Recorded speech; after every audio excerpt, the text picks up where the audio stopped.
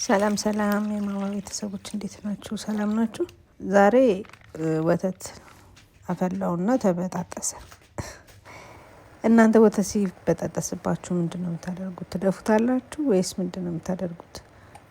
እኔ ግን ክሬም ቺዝ ነው የማዘጋጅበት።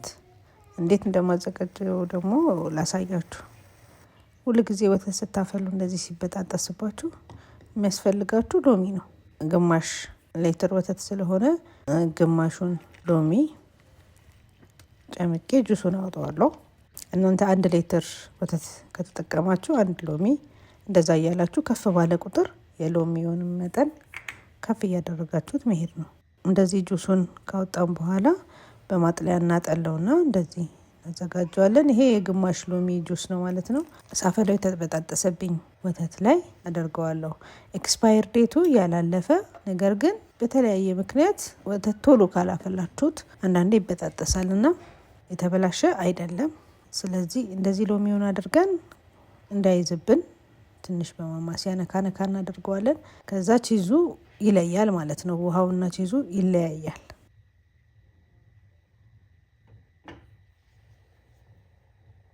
በደንብ ይለያል። ከዛ ነጠላ እናደርግና ማጥለያ አድርገን እናጠለዋለን ማለት ነው። ቺዙን እንለየዋለን።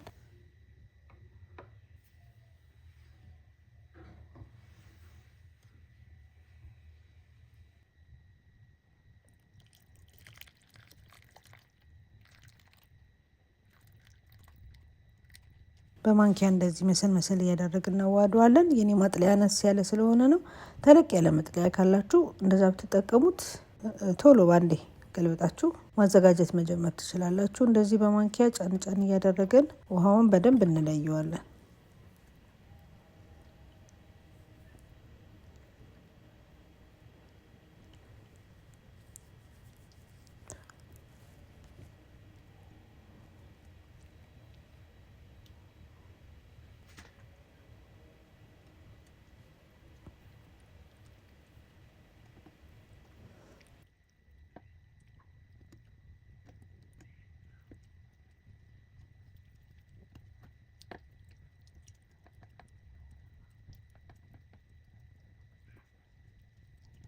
ስለዚህ እንደዚህ በጣም ጫን ብለን አሁን ከለየን በኋላ እንደገና ነጠላውን ጨርቁን አንስተን ደግሞ ጨመቅ እናደርገዋለን ውሃውን።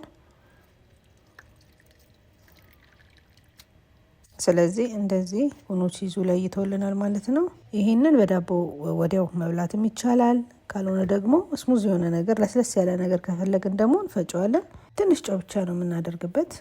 የጠለለውን ውሃ እንደፋውም በፈለግነው ውፍረትና ቅጥነት እንዲሆንልን እሱን እየተጠቀምን ውሃውን ጥብ እያደረግን እንፈጨዋለን ማለት ነው። ባለን መፍጫ መፍጨት እንችላለን።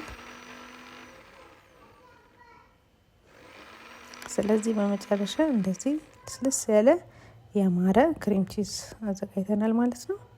የኮሰረትን ጣዕም የምትወዱ ከሆነ እዚህ ጋር ትንሽ 1 ቅጠል ኮሰረት አድርጎ አብሮ ቢፈጭ በጣም ነው የሚጣፍጠው። ስለዚህ እንደዚህ ያዘጋጀውን ክሬም ቺዝ እንደዚህ ቀብተን አዘጋጀት ነው። ይሄ ወዲያው ስለተጠቀምኩት ነው እንጂ ክዳን ባለው እቃ ከርናችሁ ፍሪጅም ውስጥ ማስቀመጥ ትችላላችሁ።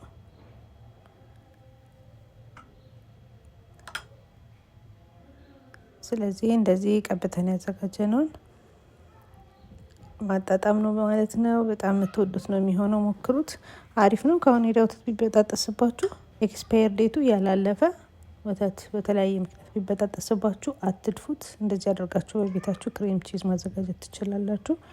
ለዛሬ ቪዲዮ ይሄ ነው። በሌላ ቪዲዮ እንገናኛለን። ወዳችኋለሁ። ቻው ቻው።